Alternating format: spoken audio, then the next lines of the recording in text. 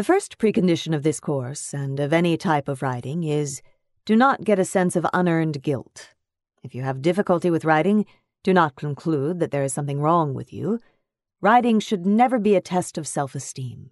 If things are not going as you want, do not see it as proof of an unknowable flaw in your subconscious. Never take the blame for something you do not know. Be sure, however, to take the blame for writing errors you do know about.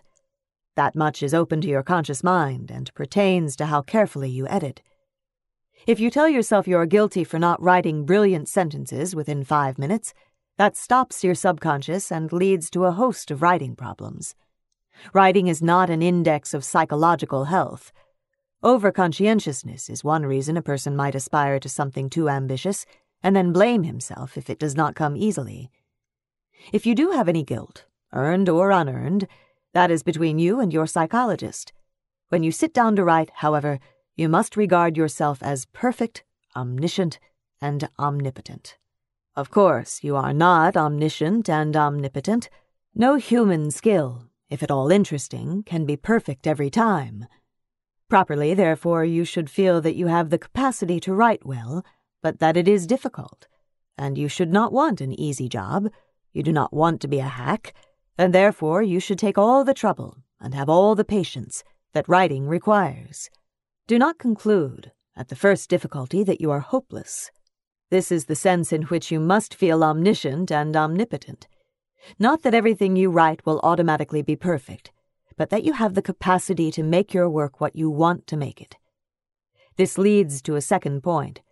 Contrary to all schools of art and aesthetics, writing is something one can learn.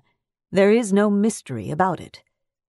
In literature, as in all the fine arts, complex premises must be set early in a person's mind, so that a beginning adult may not have enough time to set them and thus cannot learn to write.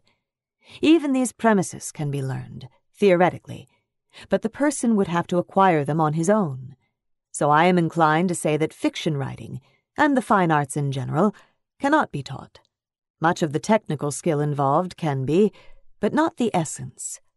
However, any person who can speak English grammatically can learn to write nonfiction. Nonfiction writing is not difficult, though it is a technical skill. Its only difficulty pertains to a person's method of thinking or psychoepistemology.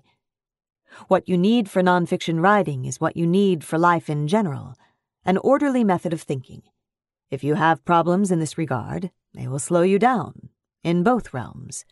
But writing is literally only the skill of putting down on paper a clear thought, in clear terms. Everything else, such as drama and jazziness, is merely the trimmings. I once said that the 3 most important elements of fiction are plot, plot, and plot. The equivalent in nonfiction is clarity, clarity, and clarity.